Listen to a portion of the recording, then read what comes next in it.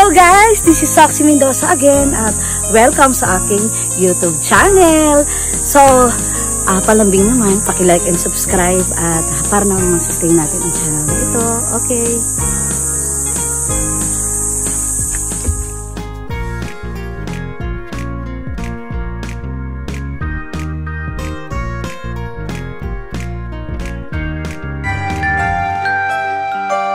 Guys, simulan natin na ngayong araw na ito tayo pabalik na sa bahay.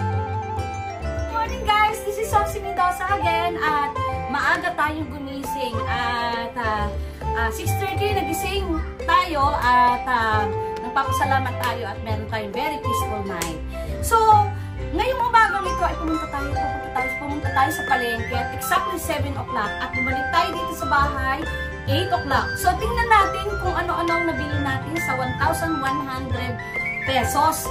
At pumunta tayo sa palengke, bumili tayo ng 1 week nating i-stock sa fridge kasi medyo kulang na ang time natin, masyado tayong busy. Tingnan natin kung ating nabili. Eto na guys, ating tuklatin na kung ano ang ating mga nabili. So, meron tayong mangga guys. Eto, pikong mangga. So, favorite ng aking mga apo ang manggang piko. So, ang pagkakaiba ng piko sa kinalabaw ay mas matamis siya. So, ito ay mahigit 1 kilo ito. Hindi ko na nalaman kung ano exact na timbang. Pero nagbayad tayo na 117 pesos dito. Kung ang dami, bilangin natin. 1, 2, 3, 4, 5, 6. Okay. So, we have 6 pieces of pico mango. So, isang tip para sa inyo, kailangan kayo ay, pag bumili kayo ng mangga, ang pipiliin nyo ay pico. Kasi mas masarap, mas malilamnam, mas orange siya compared sa kinalabaw. So, pero makita rin yung kinalabaw. Pero, at my own experience, mas gusto namin ng pico matamis. So, meron tayong sibuyas. Ito ay halagang 20 pesos. Nasa ganito na ang binili natin kasi yung mga nabibili malalaki. So, mas pinili natin yung medium size kasi pag nagpiprito tayo ng egg, ay nasasayang lamang. Isang tip sa mga gumagamit ng sibuyas, hindi pwedeng, kapag naghahiwa kayo ng sibuyas, dapat ipukonsume nyo ang full onion kasi hindi nyo siya pwedeng iwanan dyan tapos gagamitin nyo siya after some time, ay nag-absorb kasi ng mga germs sa paligid. So, yun ang function ng isang ng sibuyas. So, kaya ang binibili ko medium size.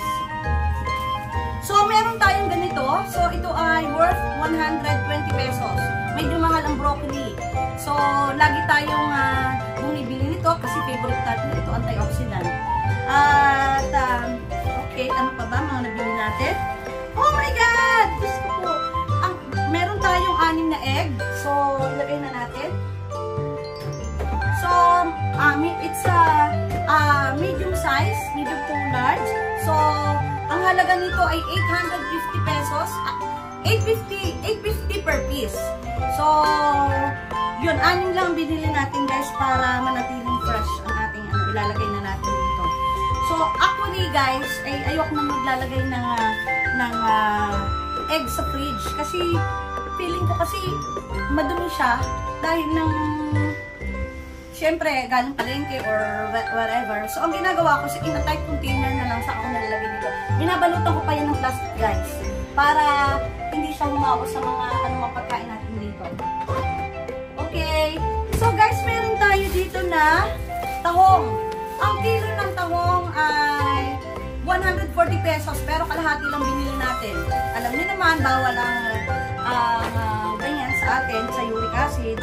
So, bumili din tayo ng 95 pesos na swahe. Ang kilo nito ay 380 daw, 380. So, 1/4 lang ang binili natin. Pansapansahog naman sa mga gulay. So, bumili din tayo ng pusit. Itong pusit ay, ibang klaseng pusit ito. 4 pieces lang binili natin, pinipilito natin. So, itong pusit na ito ay 120 pesos. Meron tayong okra, 10 pesos. Meron tayong ibibislat na bangos, 100 pesos. Ang dami na natin nabili. So, once in a while, pumunta tayo ng palengke guys para naman, ito lang, pumili tayo ng 1/4 na ginili na karne para sa spaghetti natin. Ay, hindi ko na maalala kung magkano. Ang kilo. Let's say 120 yun. O 100. Meron tayong kalahating kilo na maliliit na galunggong dahil sinasayang ito ni inay dahil may mga pusa siya at saka may mga aso. So, itong, ang kilo ng galunggong is 200 pesos. So, kalahating kilo is 100. Okay? So, meron tayo na nakabili tayo ng isang favorite ni Elias at saka ni Cody. Bumili na tayo ng isang piraso na ano ang tawag doon? Embutido. Yes. Ito ay 50 pesos. Embutido. At bumili tayo guys ng kakanin. Meron tayo dito na ito ang ating almusal. Ito ay 25 pesos. 7 pesos ang isang sumang balinghoy. Bumibili tayo sa suki natin kasi malinis naman, kakilala natin. So, tatlo lang na ganito ang binili natin. At ito ay 25 pesos, suman sa malagkit. So, may dalawang klaseng suman tayo. Favorite natin na suman. Sumang balinghoy at suman sa malagkit.